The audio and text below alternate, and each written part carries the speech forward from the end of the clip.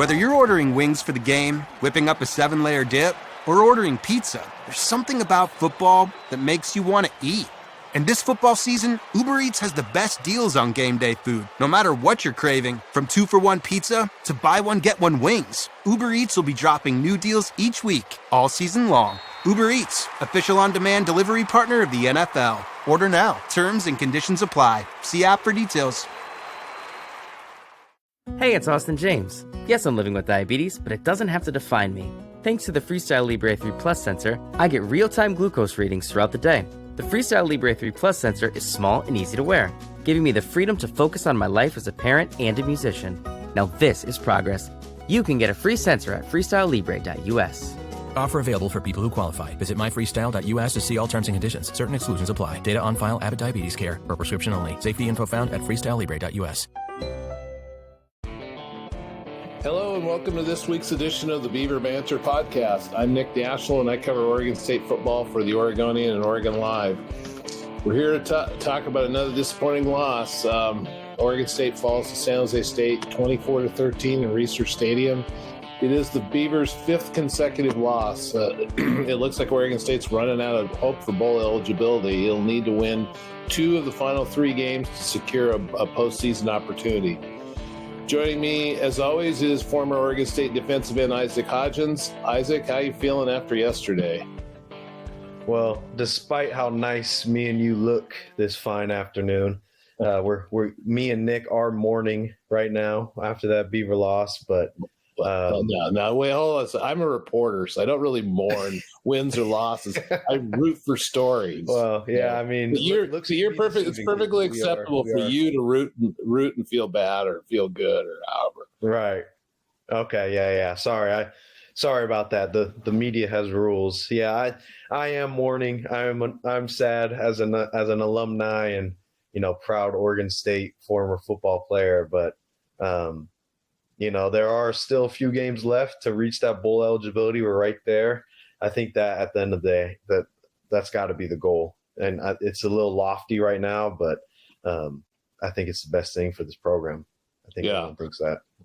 Well, let's talk about a couple of good things first before we get started into wherever we're going to go here. But yeah, your brother was called up today by the Giants. That must have been exciting. Did you know that was coming? He's playing in Germany this morning, so I'm actually back at the parents' house today and hanging out with the nephew and the niece, and we're watching them in Germany. It was at 6:30 this morning is when it started. So, it was good to see him out there pursuing his dreams and doing well.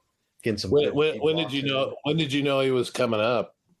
It was during the week. I think Slayton was down, so they brought him up. He's been up for a few games, so it's good to see him getting some action here.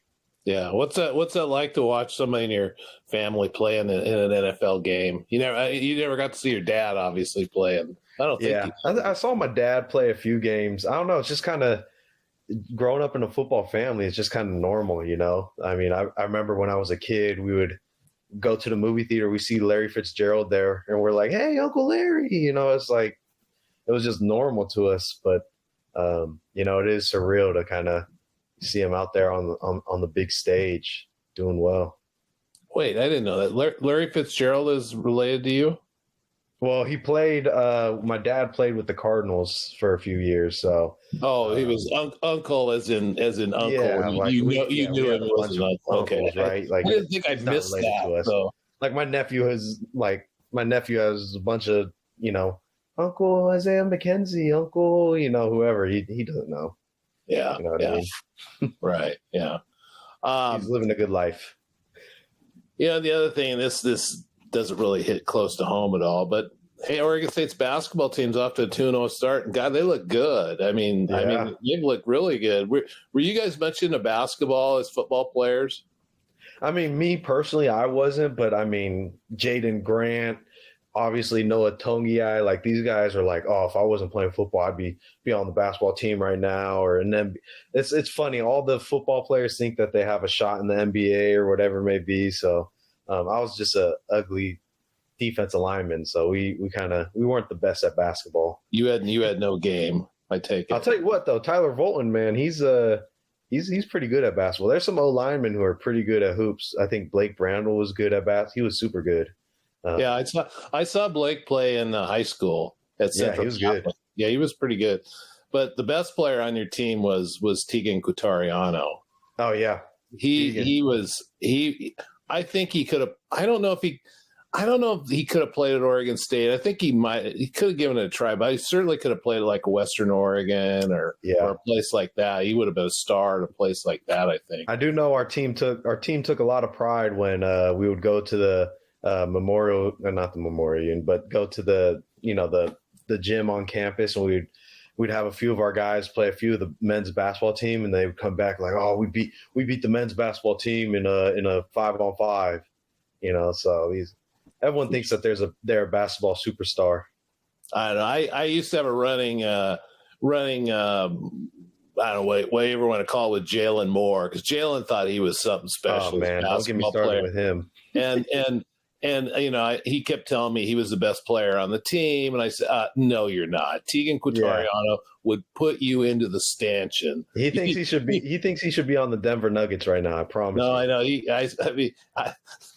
I would put any amount of money he wanted down on Tegan over Jalen and Jaden Grant as well. I mean, those two were pretty good high school players, but yeah, it was always funny to hear him tell me how good he was at basketball. I mean, talk about a rebuild program. I mean, the men's basketball team, 2-3 years ago, I don't think they had like 2 people on their team because everyone just hit the transfer portal or was just gone. And I mean, looks like they're rebuilding to start off 2-3 years ago. They got 9 new players on their team this year.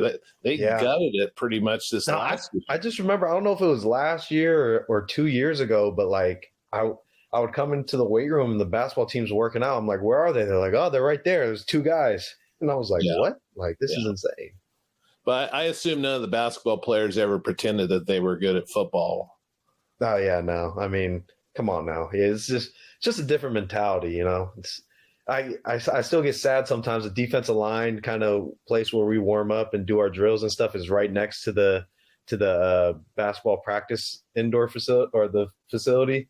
And, on like a cold, rainy day in the middle of November, you're just sitting out here just getting rained on and it's cold. And I just hear dudes in there warming up for practice, shooting some threes in a nice warm AC building. I just get jealous, man. It's just, I get jealous. Not going to lie.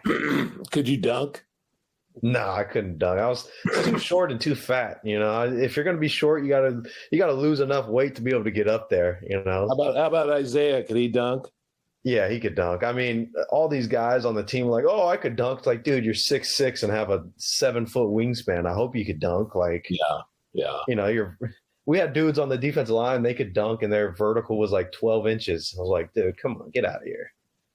I remember didn't you guys have something like in fall where you did some sort of free throw thing early on? Yeah. And didn't Jonathan shoot free throws or something like that? And he was pretty good at it. I don't remember what the whole story is. Actually won a pair of men's basketball shoes from that. We did in the summer, we did a free throw competition. It was just knockout, basically. We played knockout. Yeah. I don't know if you played that game before, but. Oh, yeah. I'm not that old. Okay, I don't know. You guys could have called it something different. I don't know. That game's been around forever. Portland or whatever. Yeah. All right. So, we might as well get to the game. Where do we start here? We could only stall for so long. There is. It's you can only run out the clock on this game.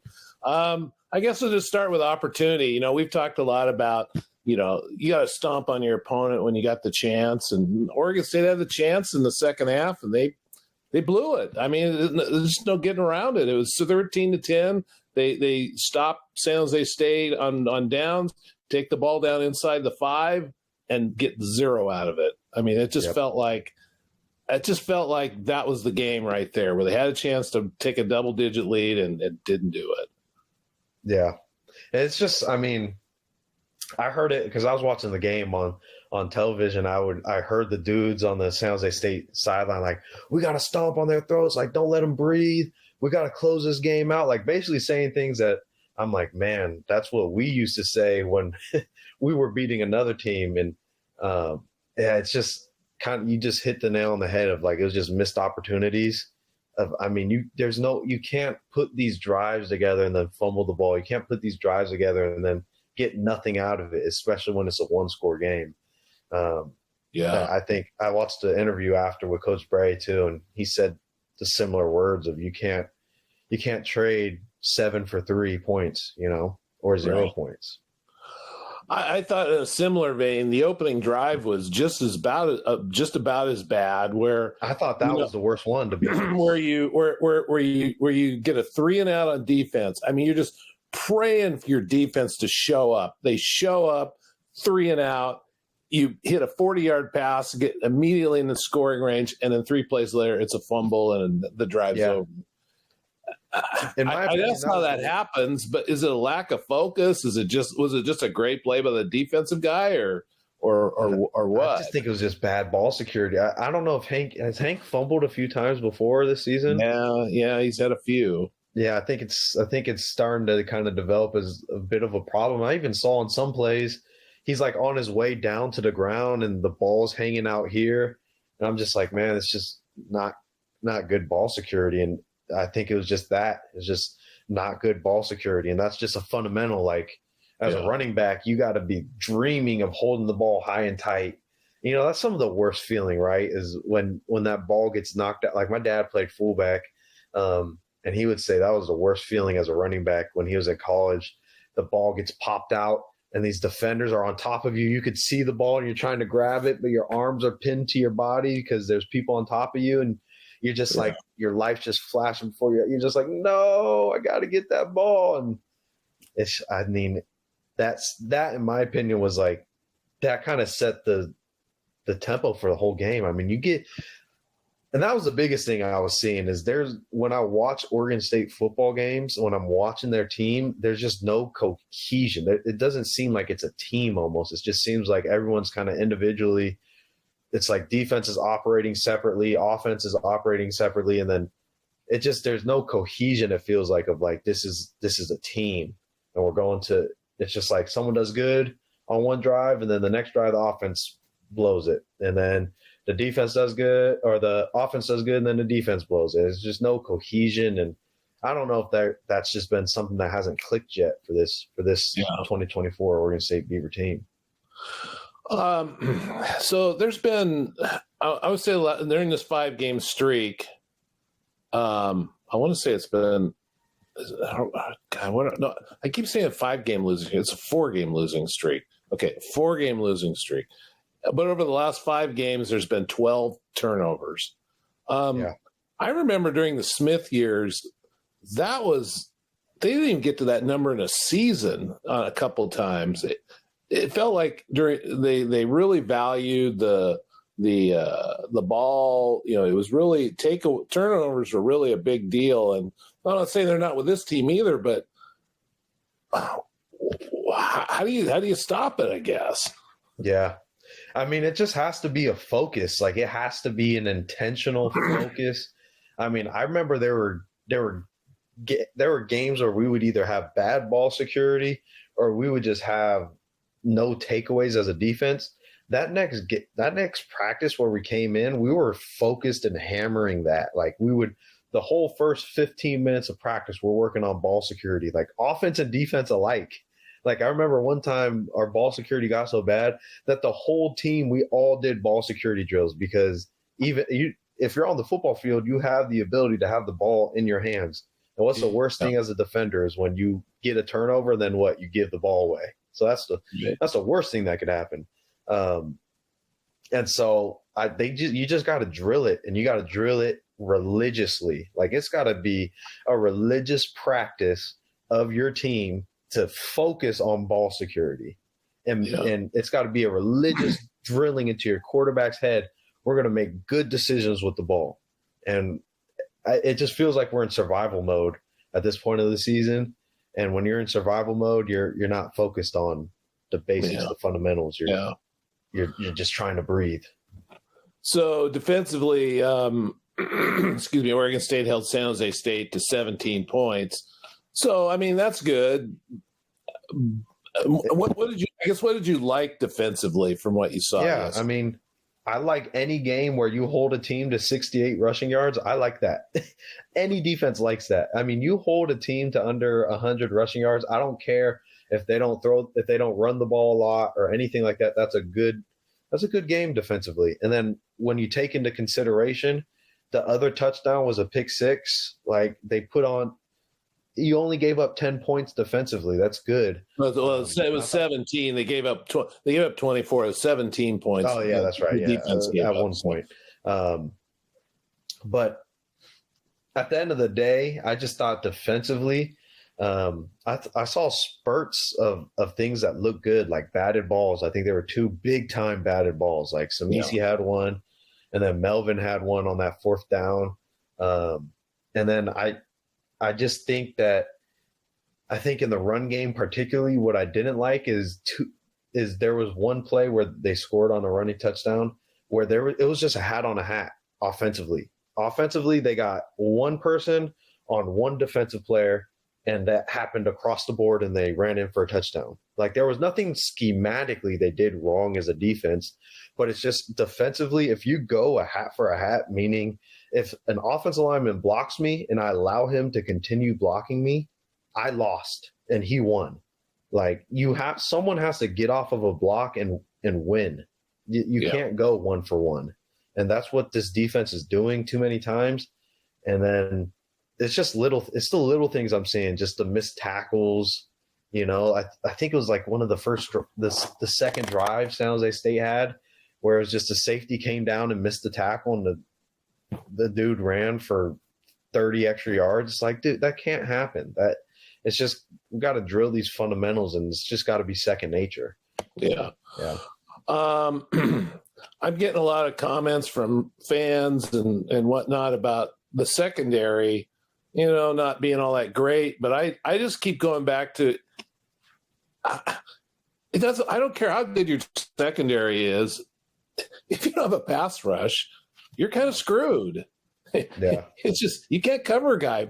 You just can't cover a guy long enough. If the quarterback's standing back there patting the ball, eventually you're going to get exposed. Yeah. And that's kind of the cohesion I was talking about. I was just watching the game, and I would just see, like, there'd be some plays where the pass rush was good. Like, I saw Samisi take a guy, bull rush him, got off, and then he's hitting the quarterback as he's throwing the ball. But the quarterback just gets the ball off, and it's a 50-yard pass reception, number 3. And I'm just like, just the cohesion needs to be there where your pass rush and your secondary is working together. And it doesn't seem like that's happening. It just seems like either one's doing good and the other is not. And it needs to be at the same time. And you got to win your one-on-ones. Like, I think Coach Bray said it. Like, they didn't plan on bringing a lot of pressure because the ball's out quick.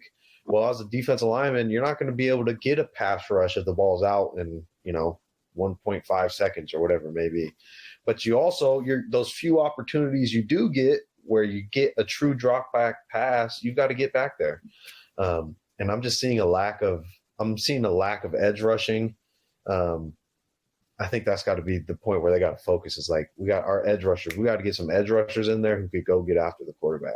I was going to ask about the pass rush. I mean, let's be honest, it woof. I mean, it was not there. And obviously you point out what Trent was saying about the quick passing game, because he was asked why not more blitzes. I feel like that's always something fans go to. Well, why don't you blitz more? Yeah, it's not always the answer. If blitzing always worked, everybody would do it. You're giving up something when you blitz, but on the other hand, I mean, to go with 3 and 4 guys rushing the quarterback, that wasn't working. So it just felt like you got to do something different, because there was too many times where Egat, the quarterback, stood back there. And, I know they want to get the ball out quick, but they took a lot of shots downfield. They took more shots downfield than any team, I think, as the Oregon State's faced this year, especially in the first half. They took a lot of shots. And so it wasn't like he could just stand there for a second. He was back there for 3 seconds, 4 seconds sometimes, and they couldn't get to him. 0 sacks.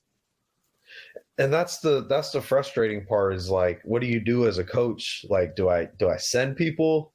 Because I mean, I was watching, they did one blitz where they're sending like a dog blitz, a linebacker up the middle. And it just didn't look right. Like I believe it was Melvin, but he was blitzing from depth and the ball snapped and then he triggered on his blitz. And he's like, you're 5 yards away from the ball. Like you're not going to get there in time. Like the timing is off. It's just a lot of things. I think detail wise are just kind of off with the Oregon State Beavers right now. Like whether it's with your blitz timing or it's with, hey, we got to get off of like just the fundamentals of football. Like we got to get off a block, or hey, like if this wide receiver catches the ball, like let's take a good angle and make sure we get him on the ground. I know he caught the pass for 15 yards. Let's not let him go for another 25. And it's just poor tackling and just poor fundamentals is what I'm seeing, honestly. So offensively, the running game kind of reemerged yesterday. Hank went for over 100 for the first time in 3 or 4 games, and he's getting close to 1,000 yards this season. At Oregon State, I think there's been 18 guys that have hit 1,000 yards. So he should easily hit there, and unless he gets hurt or something, he's pretty close. And then Saladin Allah yesterday, he had his best game, by far as a freshman. He went 9 carries, 68 yards, and he looked pretty good. When he was carrying the ball, he looked the most confident he's been all season. So, that part of the offense I kind of like, but I don't know what. Did you see anything different from the running game yesterday, or just anything remarkable about what you saw that from that standpoint? Yeah, what stood out to me was Saladin Allah. Honestly, I think his biggest thing is just confidence. You could tell like he would lose his footing a few times. Like he'd be out in the open and he just didn't know what to do. You know what I mean? Like he just felt kind of uncomfortable in that situation. But man, like when he felt comfortable, when they were, I think they went to a few plays back to back where they're just doing outside pitch. They're just like, bro, go run, like catch the ball, stretch the field and get upfield. And he was doing well. Like you could tell that he's an athlete and he's got some juice to him. I think if I'm a coach looking at that, I'm like, all right, let's start feeding him the rock a little bit more, start getting him more confident, whether that's in practice, whatever you got to do to kind of get him confident and feeling like, all right, like this is like our guy who's next up, who's coming up, next year and can help this year as well. Right. So I really liked what I saw from him. That was encouraging. So Oregon State made a change at quarterback to Ben Galbranson. What did you think? Did you think it made a difference? I think it did. It was just, again, I come back to the cohesion thing. It's like 40-yard pass and then fumble. You know what I mean? It's like I'm coming back to like great throw, pick six. Like it's the cohesion, it's the consistency. That's kind of what we're missing right now. Just like being able to put a drive together and now finish. Like there were 3 team rules we had under Coach Smith. It was start fast, make good decisions, and finish everything. Like finish. And we just had a problem finishing. But man, there were spurts in there where it was just like, man, that's a tough throw. And that's a good throw. Like great. And that's kind of, I just wish that this change had happened a little sooner to where now if we're at this part of the season, it's not like Ben is a new quarterback. It's like he's been doing this, he's been leading the team. And I think that's kind of the problem is like, if I'm on that Oregon State team, I'm kind of like, what's going on? Like we just feel like we're floating in limbo because we don't know who's our guy. Like who are we rolling with? It feels like we're still in fall camp almost. Like we need some solidified things to start moving forward. And I wish that move had happened sooner, personally. Yeah, the question won't get asked to Trent until tomorrow, but it's my assumption that Ben is going to continue to be the starter. Would Would you be concerned if he said, "Oh no, we're looking at everybody this week and we'll make a decision at the end of the week"? I mean, do you need to say Ben Gulbranson's our quarterback, he's our guy, or is it okay to open it up again? No, I think at this point, he's our guy. This is who we're moving forward with the rest of the season. Like, I mean, because let's be honest, like that's tough. Like to come in as a quarterback, we're going on to game 8, game 9. Yeah, that was game 9 yesterday. Yeah, we're going on to. We just finished game 8. Like, come on, like that's hard to come in where it's just like, man, you guys didn't even have me as a second. You had me as the third string quarterback. You know what I mean? And so, like, you got to let him get his footing, but it's like, this has got to be your guy. I mean, if there's still a question, I think if at that point there's still a question, that just shows you kind of like it's hard to be led without a leader. You know what I mean? Like, you kind of need a guy who everyone can look up to, like, all right, that's our guy. That's who we're rolling with. That gives you confidence as a player and as a part of a team, you know, no matter what it is. Yeah, there's obviously some limitations to when you play a guy like Ben at quarterback because he's not going to run much, and I know that's part of the offense is the mobility aspect, but he's not going to be able to give you as much of that as Giovanni, and certainly not Jabari Johnson. But as a passer, he seems like, you know, he's clearly the number one option. So. You know, and then yesterday the Beavers had 10 possessions. 8 of them went past midfield, and they got 13 points out of it. I mean, that's just – I mean, there's just so many things you can pick out of this thing and go, it's like they weren't that far away from winning by 3 touchdowns yesterday. Yet it's just like – because they could have if they just kept some drives going because they were moving the ball mostly. I mean, that's what I'm kind of – I just keep coming back to that. It's like we're moving the ball. And it's like, all right, kick a field goal. Okay, 0 points. Like, you've got to be able to move the ball and get something from it. Like, it can't just be you get all the way down to the 5-yard line, the 10-yard line, you get into the red zone and you come up with nothing. Like, you're not going to win a single game the rest of the season if that's what's going to keep happening.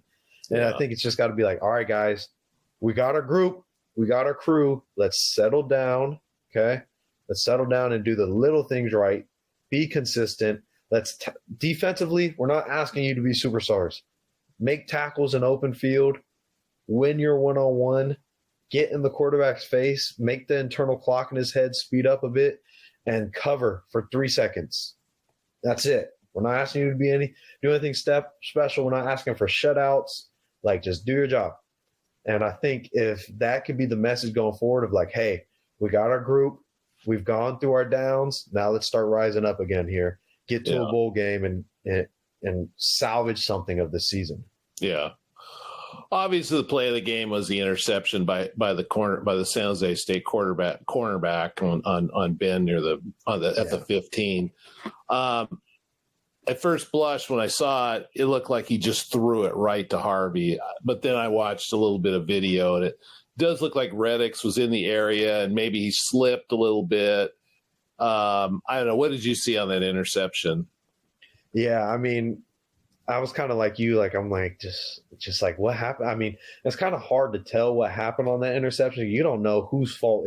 Like, we always know, like, hey, the quarterback threw the ball. So it's his fault, right? But we don't know what the route concept was. We don't know what he was expecting. We don't know what they had talked about on the field. So I don't know if he was expecting something different or I think you could probably speak better on that, honestly, because from what I saw, I was just just a bit confused. I mean, that's what goes through my head initially, though. When something is that blatant, you're like, okay, some sort of miscommunication happened.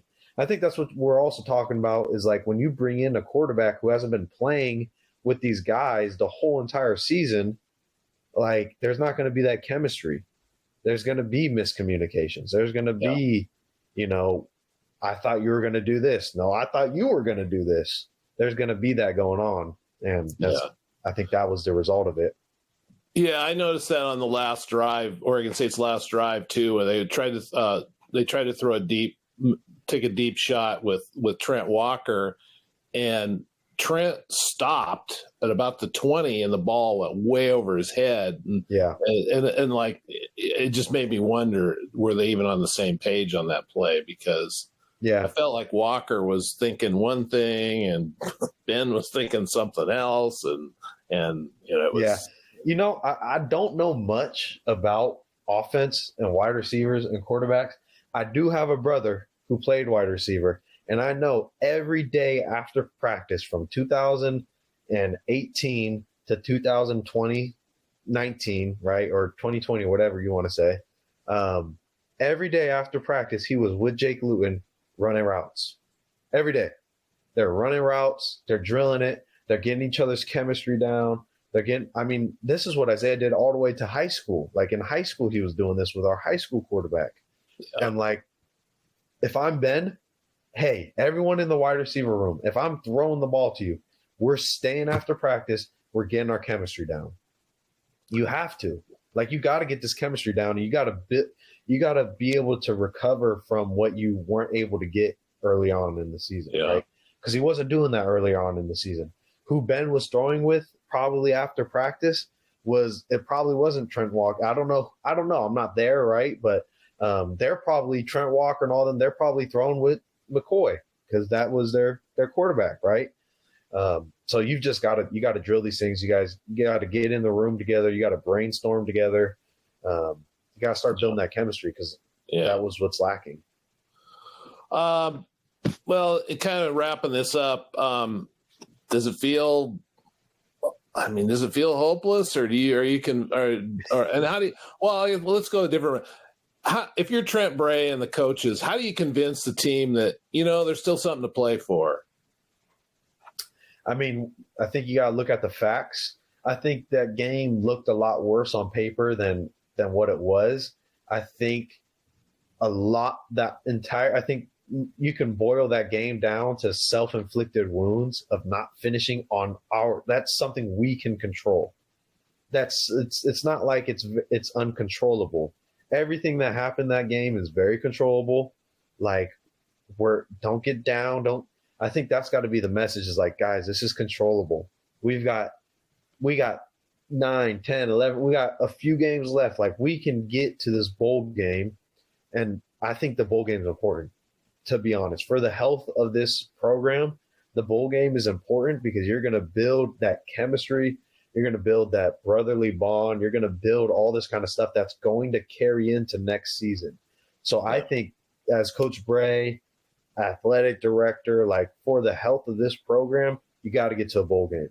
Like, this, it does more than just add another stat to your stat book. Like, it does more than add a win or a loss to your record. Like, these bowl games they build lifelong experiences that for the guys who are going to be on this 2025 Oregon State Beaver football team, it's going to matter. And these are going to be the guys that, on this team this year, that the guys next year who are new are going to look up to. They're going to look to for leadership.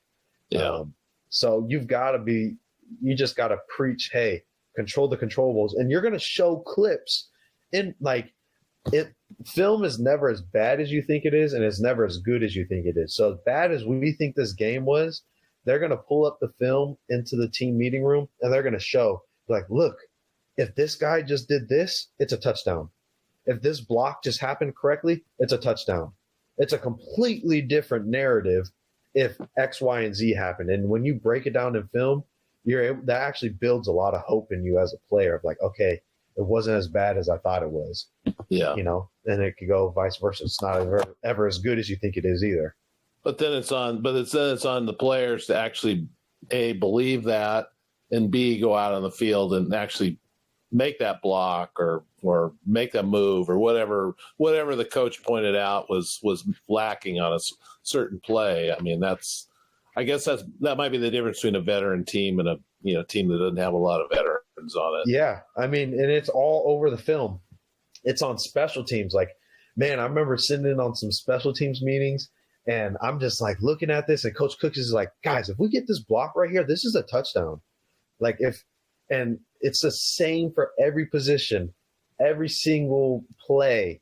Like, it's just like, man, like, Ben, this guy was wide open. If we would have saw this here, hey, if this guard would have passed, if this guard would have passed off the block to the tackle and the tackle would have taken that block, then Ben would have been able to hit this crosser across the field and boom, we got a first down rather than a sack, right? Like, I mean, those plays are all over film, and I believe when you they're breaking down the film right now. What time is it? It's 1:12 on Sunday. Yep.